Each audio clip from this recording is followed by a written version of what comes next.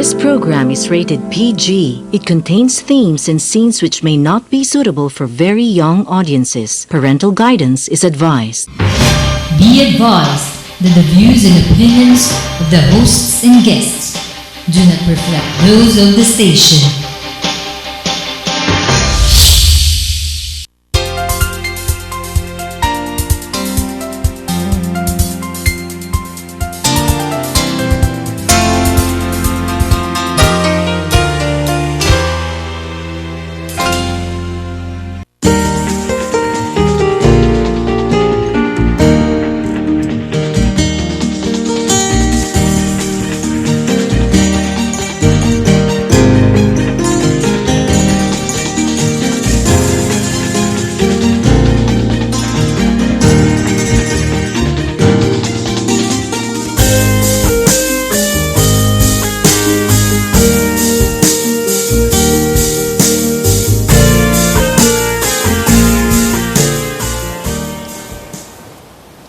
In 30 seconds, you saw the whole of civilized human history in our opening billboard.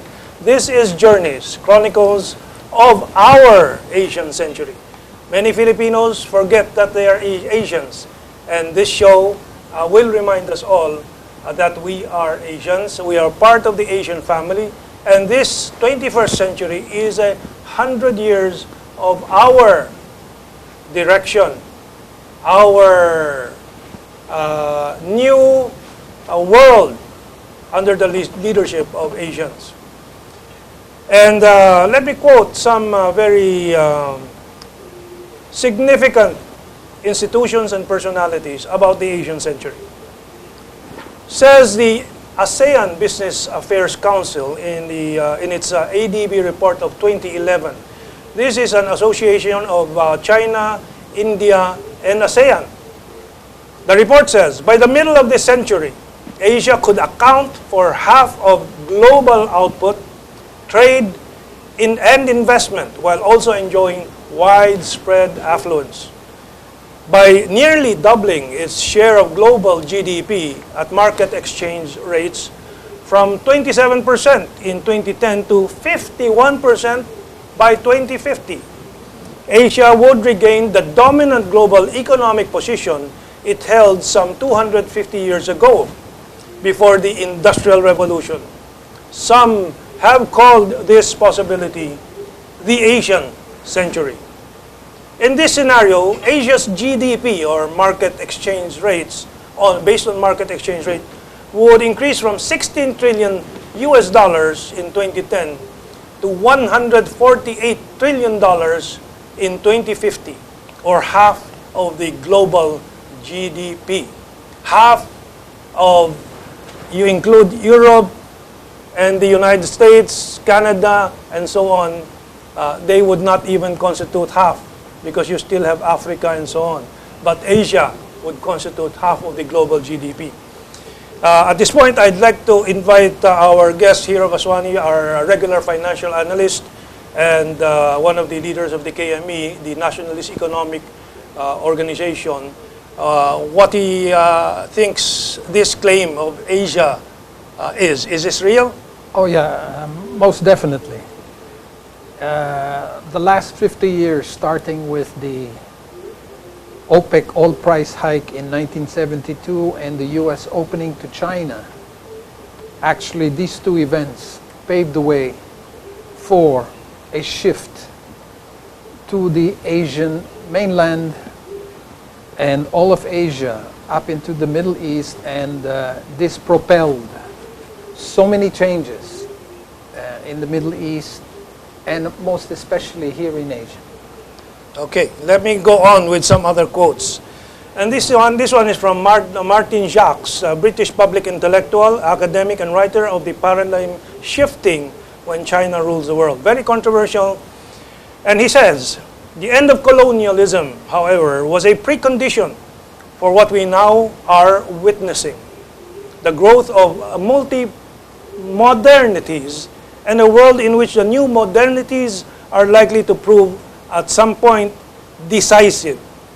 With hindsight, the defeat of colonialism between 1945 and the mid-1960s, the significance of which has been greatly underestimated in the West for obvious reasons, must rate as one of the great landmarks of the last century, perhaps the greatest.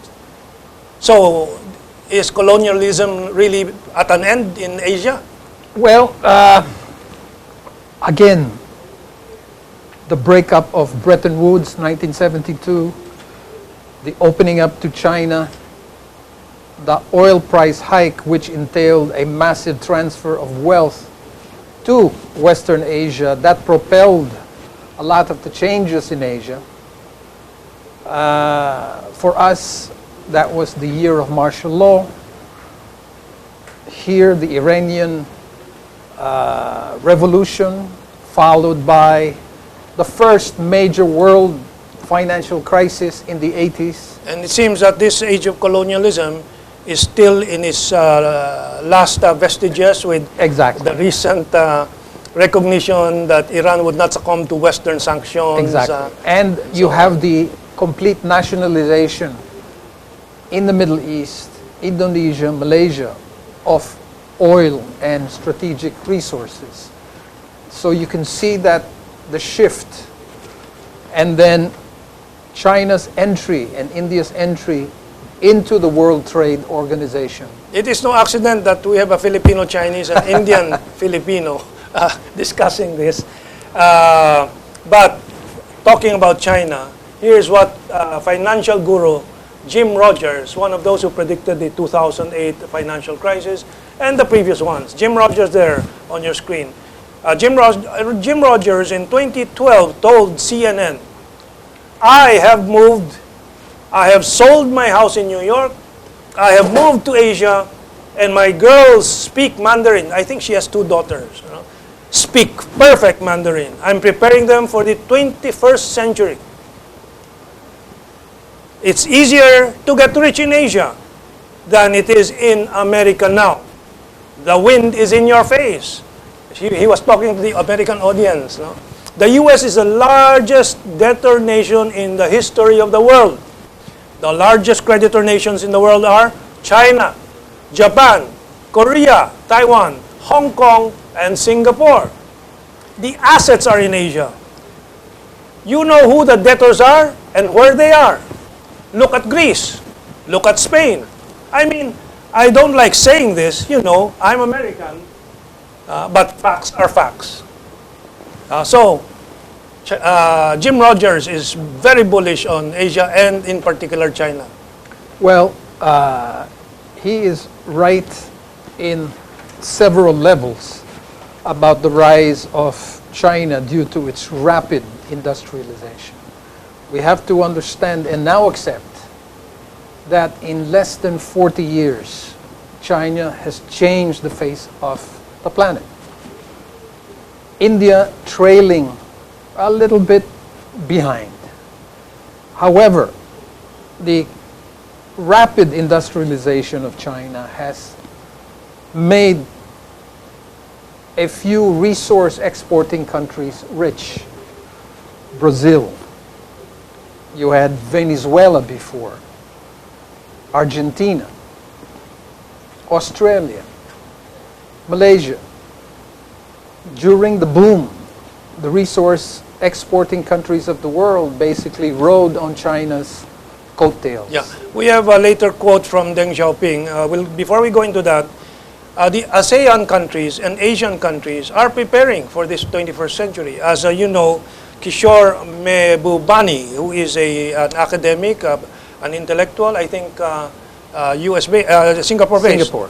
I'm being signaled that we now need to discuss our news. We'll go to Mehbubani when we have time later. Okay. Okay, so we have some news updates from Marnie Passion. Leaders of Lanchang Mekong countries convene.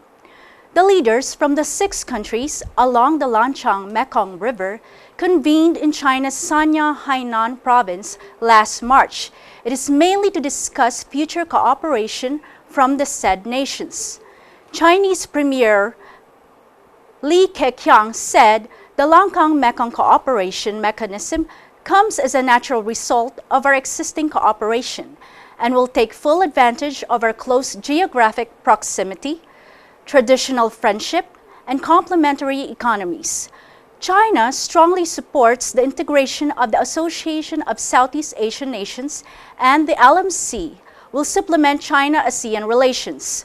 China is the biggest source of investment in Cambodia, Laos, and Myanmar. It is also known as the largest trading partner of the following countries: Cambodia, Myanmar, Thailand, and Vietnam.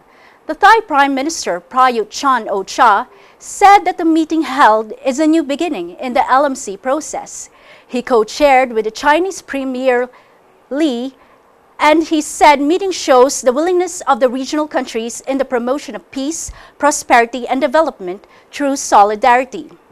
Prayut said that the 6 countries ought to form a common strategy, the basis of which is mutual trust and shared interests, that of which is to strengthen the cooperation of each one and be able to cope with the challenges, such as natural disasters and the like.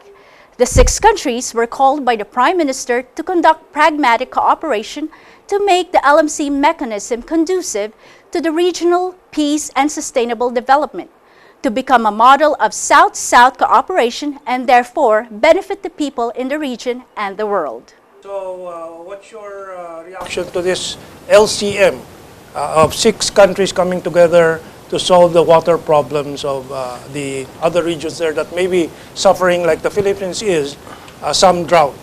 Well, again, during colonial times, the French called that area, which they ruled Cambodia and Vietnam, as Indochine or Indochina. That's a reference to the area of these countries which are adjacent to China and on the west to India. So you see the influence in all these countries as far as the Buddhist culture is concerned, which came from Nepal, which was part of northern India. What I see here, Hiro, is the contrast between what we are hearing here and what we read in the Philippine news and what we hear in Philippine news, where China is isolated, China is, everybody's angry at China, and so on. What we see is a lot of cooperation and development, discussion and cooperation among these countries, even with Vietnam. Well, you have to understand, corporate media here in this country, you have to watch your costs. And you can access the foreign press, AP, Reuters, AFP, etc., Agence France Presse, yeah. who are more inclined to Western financial interests. You have PR companies, advertising companies that are part of the communication supply chain. It's a business. And if you are a TV station owner, operator, newspaper, you are in that supply chain. So the PR companies or whatever are there, and they are basically representing their clients, which are Western corporate and Western government interests. Okay, we're going to go to a short break, but before I go there, let me say that our show, Journeys, Chronicles of Our Asian Century, will be drawing our news never from the Western press and wires, but from the Hindustan Times, India Times, Xinhua News, China Daily, Global Times, Antara News of Indonesia, the Star of Malaysia, and all these Asian papers. So at least once a week, you have to tune in, watch us, listen to us, because you will get the Asian view. Okay, let's take this break.